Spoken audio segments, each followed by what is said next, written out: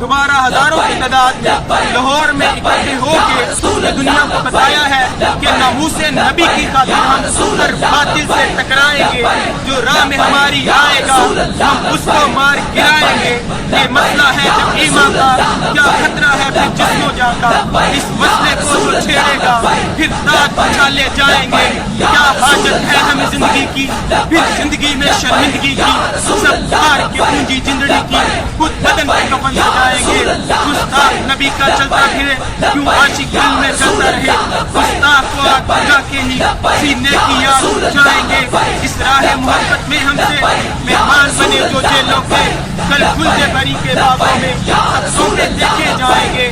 اس راہ میں جن کو زخم لگے پھول ہے گویا جنت کے، کل معاشرے میں ساتھی کو سر بھر جا پھرائیں گے۔ محبوب کی عزت کر ہوں گے، عاشق کی جان بھی حاضر ہے۔